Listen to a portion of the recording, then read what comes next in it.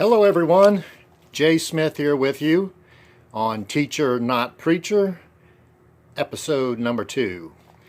And today what I'd like to talk about is the general theme of the Bible. We know certain scriptures, very important scriptures, but this Bible is pretty thick, and it has a theme from beginning to end, and it's all in harmony. So what is that theme? Well, let's first go back to the first humans that God created, Adam and Eve, when they were in the Garden of Eden. And we know that a serpent that was actually the devil, Satan, deceived Eve into taking fruit from a tree that God told them to not do. They could do anything else in the world that they wanted to do, just not eat from that tree. But Satan convinced or deceived Eve into taking that fruit, and then she convinced her husband Adam to take it as well. Well, that was a big problem and a huge problem for all of us alive today and who have been alive ever since, all of their offspring. So let's see what God said to Adam and Eve, or not Adam and Eve, I'm sorry, what he said to this serpent, the devil, after he achieved his purpose of causing the first humans to sin. If we turn to Genesis 3:15, we will see the theme for the entire Bible. God is speaking to the devil, and he says, "And I will put enmity between thee and the woman, and between thy seed and her seed, and it shall bruise thy head, and thou shalt bruise his heel." Now, once those words were spoken, the universe was never the same. So that word, "I will put enmity between thee and the woman." What does enmity mean? Well, I looked at the Oxford Dictionary, and some synonyms that it gave for it are animosity or friction. So you have two opposing sides, and there's animosity and there's friction between them. And that's what enmity means. So let's dissect that a little bit. It says, "I will put enmity between thee," which we know is Satan, "and the woman." Well, who is the woman? Could it be Eve? Well, this is to be a very long-lasting enmity. So it could not be Eve, since she died off over 5,000 years ago. No, this, obviously, since Satan is part of a spirit realm, this woman must also be part of a spirit realm that lasts for a long time. Let's see where it talks about this woman at Revelation 12.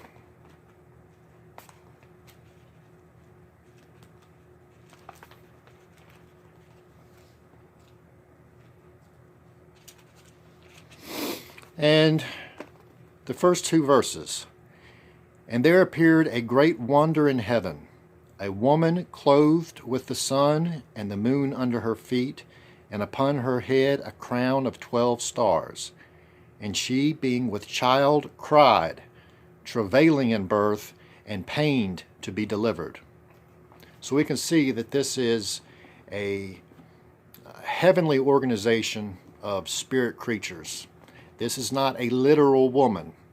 This is figurative. If you read Revelation literally, it will not make any sense. You have to break down what the symbols are. So this woman is actually part of God's spirit realm, spirit creatures.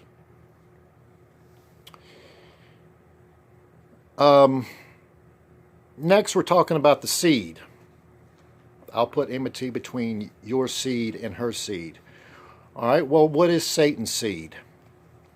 Well, it's 2-part.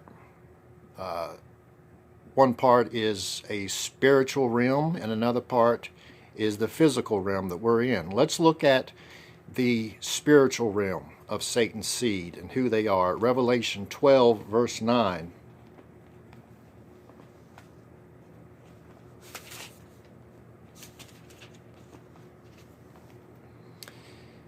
And the great dragon was cast out, that old serpent called the devil and Satan, which deceiveth the whole world.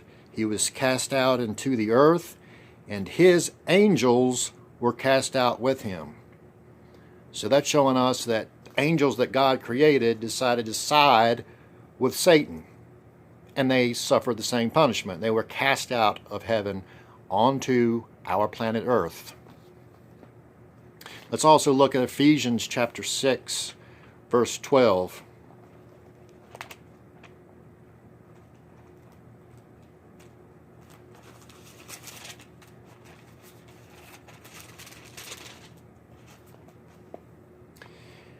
For we wrestle not against flesh and blood, but against principalities, against powers, against the rulers of the darkness of this world, against spiritual wickedness in high places. So notice that it says we are struggling against powers, against the rulers, plural, of the darkness. So it's not just Satan, it's those fallen angels along with him. Now let's talk about the physical part of Satan's seed. Jesus, back in his day, told the religious leaders of those days something at John chapter 8, verse 44.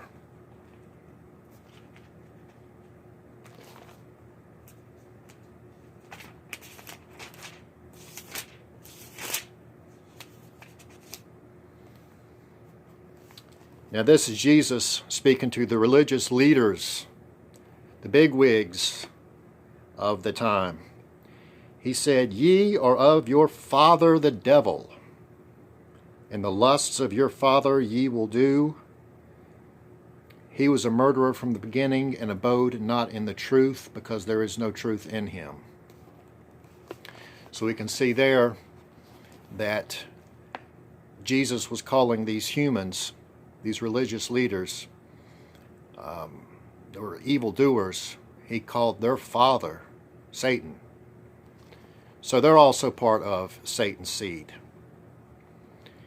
All right, now let's look at the woman's seed. Who is that? Well, we can see the genealogy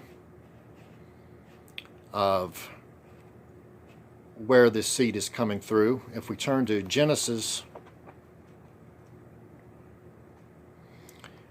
chapter 22,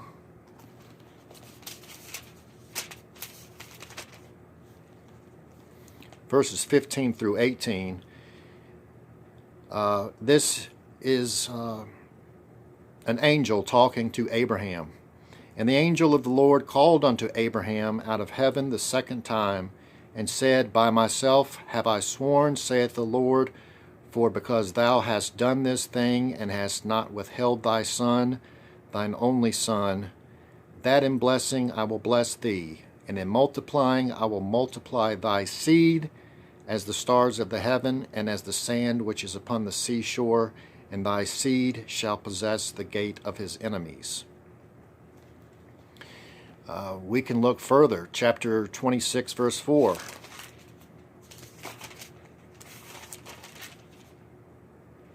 "And I will make thy seed to multiply as the stars of the heaven, and will give unto thy seed all these countries, and in thy seed shall all the nations of the earth be blessed."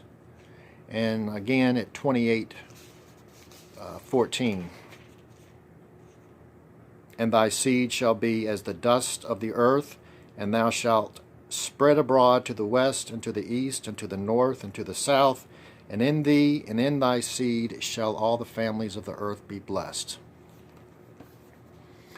So we're seeing that this seed is coming through Abraham's lineage.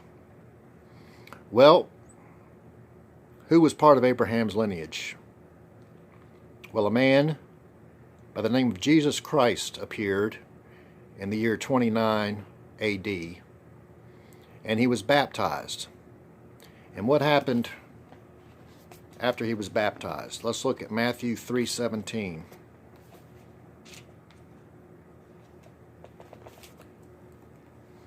And lo, a voice from heaven saying, This is my beloved Son, in whom I am well pleased. So it was at that point that Jesus was recognized as God's Son. And he was anointed. Let's look at Galatians 3, I believe it is.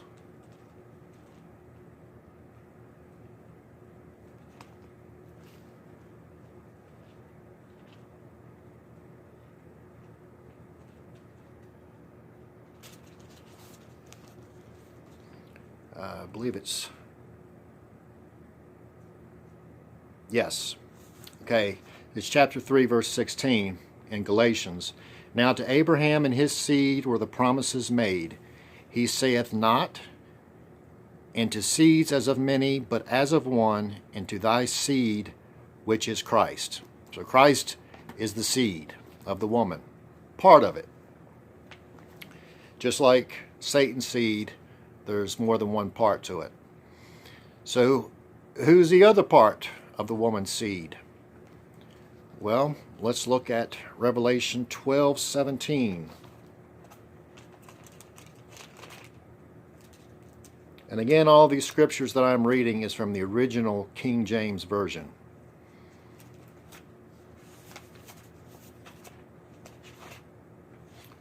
Revelation 12 verse 17 says, And the dragon was wroth with the woman, and went to make war with the remnant of her seed, which keep the commandments of God and have the testimony of Jesus Christ. So that's showing that it must be humans.